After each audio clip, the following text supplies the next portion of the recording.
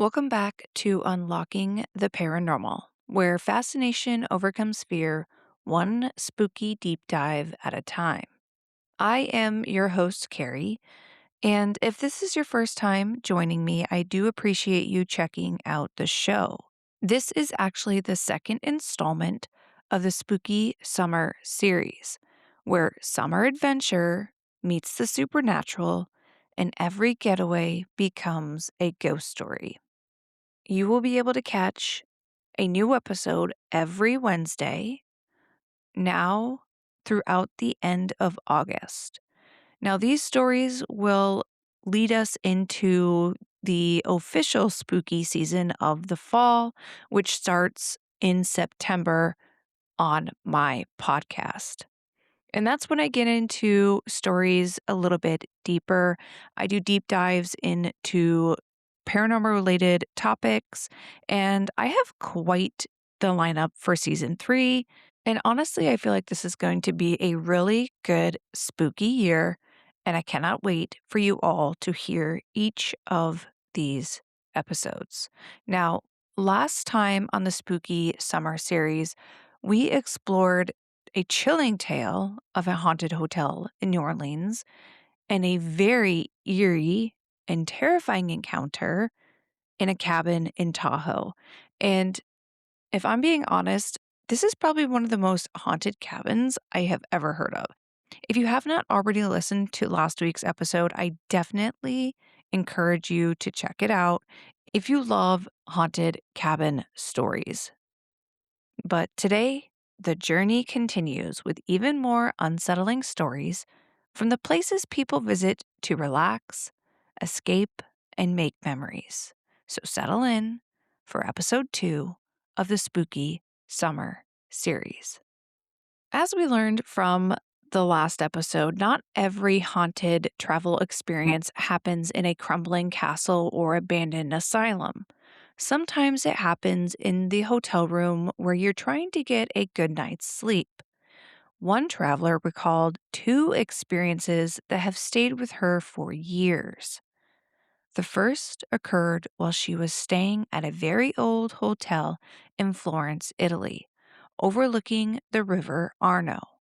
And I really hope that I'm saying that and pronouncing that correctly. If not, just let me know in the comments. Sometime during the night, she suddenly woke up and found herself staring directly at a man's face. What made this experience so unsettling was the fact that there was no body attached to it. That's right, this was not her waking up to an intruder, although that would be equally terrifying, if not more. The face appeared suspended in the dark, quietly watching her as she slept. She later described the man as looking as though he belonged to another era. Around his neck was a pleated ruff, the type commonly associated with the Elizabethan period. He had a small beard, a mustache, and slightly long gray hair. Despite the shock of waking up to find the stranger's face hovering nearby, she never felt threatened. The expression on the man's face seemed more curious than menacing, as though he was simply observing an unexpected visitor. After a few moments, the apparition vanished. Years later, she found herself involved in another unusual experience while staying at a historic hotel in Volcano, California, during a paranormal investigation. Because she was the last member of the team to sign up, room assignments were limited. She was placed alone in the hotel's annex, a separate and more modern building located down a flight of stairs from the main hotel. The annex was completely empty except for her. As the investigation progressed, members of the team began examining various rooms throughout the property, including hers.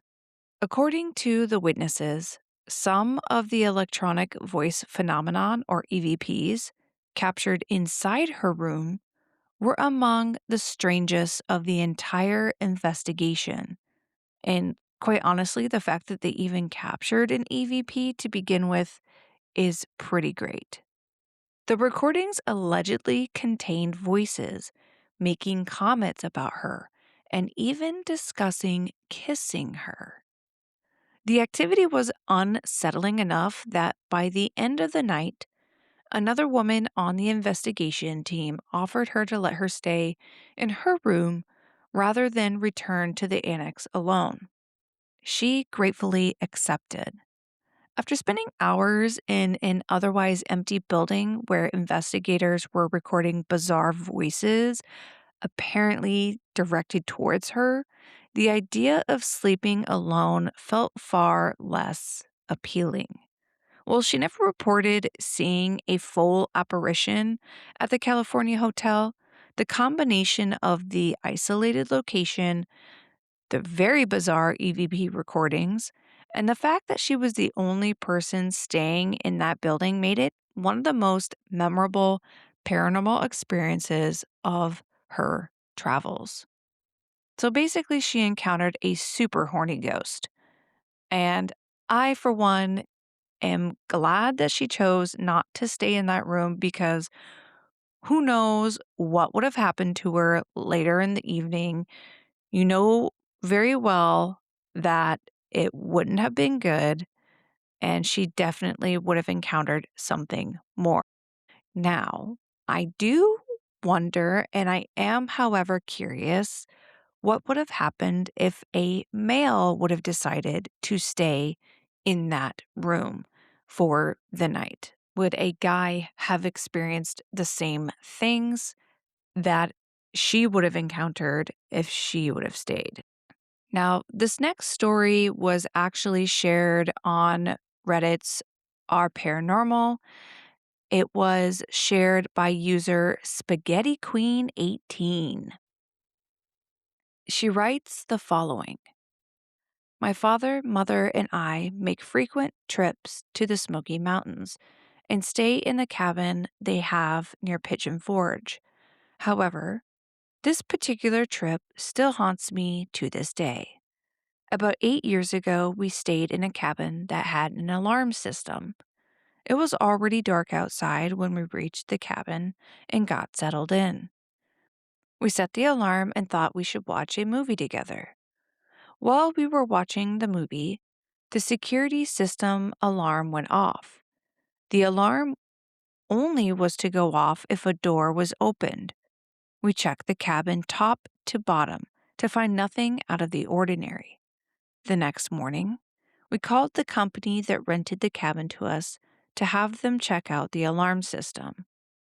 Someone came and checked out the system and said that he had been called out to our cabin multiple times within the past month with the same problem. Since it's only the first day at the cabin, I'm already feeling a little creeped out. I noticed that there is a book on the table that guests can sign and talk about how much they love the cabin. As I was reading more and more stories, I noticed that many of them mentioned feeling unsafe, and some even mentioned they found wet footprints on the deck where the hot tub is. I told my family about these stories, and they told me they are just trying to tell scary stories and get other guests spooked. I agreed with her and go about our day. The same night, we go to bed like normal. My father slept in the basement of the cabin. I slept on the main floor beside the kitchen, and my mother slept on the top floor. My dad snores so loud that we all sleep far away from each other, including my mom. And this is just me talking here, like a side note, I don't blame you. It was about 2 a.m. in the morning when I am woken up by the fridge door closing. I looked at the bright light from the fridge that was pouring into my room from the crack underneath my closed bedroom door. I noticed that the light would come and go as the fridge door seemed to continue to open and close. I assumed it was one of my parents leaning on the fridge door trying to decide what they wanted to eat for a late night snack. However, I felt weird and didn't even consider to get out of bed to join in on the snack. The fridge light disappeared slowly, and I heard footsteps walk away from my bedroom and head in the direction of the steps to go up to my mom's room. The footsteps seemed to stop for a second and then start the trip up the stairs. All of a sudden, they stopped. I assumed that it was my mother and she made it to her room, so I fell back asleep. The next morning, I woke up and go directly to my mom and ask what she decided to eat last night. She looked at me and asked, "What?" I told her that I thought she was at the fridge last night, opening and closing the fridge, because I heard her go back upstairs after a while around 2 a.m. She looked at me and said, "I thought that was you." At this time in my life, I was known to sleepwalk every now and then. She then continued on. "I saw you standing at the top of the stairs last night around that time. I assumed you were sleepwalking because you looked at me and went back downstairs." So at this point, I start to freak out and become sick to my stomach. The rest of the trip, I slept with my mother on the very top floor. I didn't experience anything else the rest of the trip and never went anywhere alone. A couple of months go by after our trip when my dad tells me he was looking to rent another cabin for a trip. He went to go look at the cabin that we rented last time and found out that the cabin had been closed and is no longer available to rent. Out of curiosity, he did some research to find out that many guests experienced something in that cabin. Complaints ranged from feeling unsafe to people thinking someone was in the cabin that shouldn't have been, to people leaving before their vacation was even over. I am not sure what my mother and I had experienced that night at the cabin, but I now know that we weren't the only ones that went through something similar.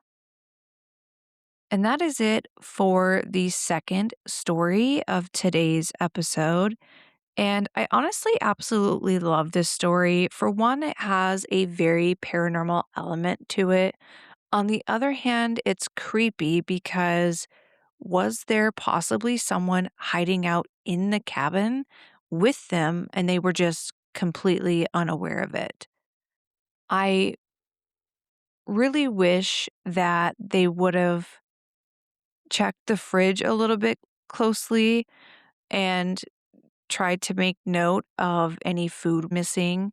I think that that would probably be a better indication on if they were actually dealing with a human or a spirit. And another question I have is if this person was real and they went upstairs and they peered at the mom, first off, that's really creepy. Second, where did they disappear to after they went downstairs? Was there another crawl space somewhere that was kind of hidden? Was it in the basement with the dad and he just was a heavy sleeper and didn't notice? There's so many questions that I have at this point, and honestly, a lot of people could argue that it's not a case of the paranormal, but simply someone stowed away in that cabin, hiding out in the cabin.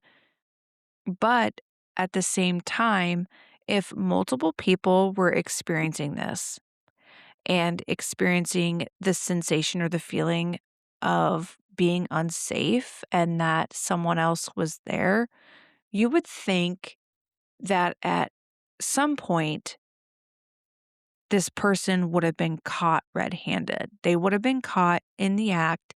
Somebody would have found them and would have been face to face with them. So the fact that nobody got caught and yet there were so many complaints and so many people that were experiencing this, that almost leads me to believe that it is a little more paranormal related. If you were the owner of this cabin, why would you close the cabin and not make it available to rent? It seems to me like you would investigate, maybe call the police out to the property to see if maybe someone's hiding out. And once they have been found, then open it back up to rent. But the fact that it was just closed and not available to rent tells me, again, that it might be more paranormal related. Obviously, it's up to you to decide what you believe on this story and on the first story as well. Let me know in the comments, what do you make of these stories? What did you think of the first story with the horny ghost? Do you think that the woman made the right decision by not staying in that room? And what do you think of this cabin? Do you think it's haunted, or do you think that someone was just hiding out really well inside of the cabin and never got caught? All right, and that is it for the second installment of the Spooky Summer series. Again, these mini episodes will be available every Wednesday now through the end of August. And I do appreciate you for joining me today. And if you have your very own haunted hotel, haunted cabin story of your own, and you would like to share it, you can email it to unlockingtheparanormalpod@gmail.com, or you can call the hotline. I will have the phone number to the hotline in the description of the episode. And who knows, you might even hear it featured in a future episode of the Spooky Summer series. If you enjoyed today's episode, be sure to follow and subscribe so you never miss a new deep dive into the paranormal. Don't forget to check out my social media for additional creepy content. I am on Instagram, Facebook, and TikTok. And of course, all of the links will be in the show notes. If you really want to show your support, I do ask that you leave a review and share the podcast with your friends, family, and your favorite coworker. It truly helps me immensely. I do hope that you join me in next week's episode. Again, these stories I feel do tend to kind of escalate over the summer, so you definitely don't want to miss next week's episode. Until then, thank you for listening, and as always, stay curious.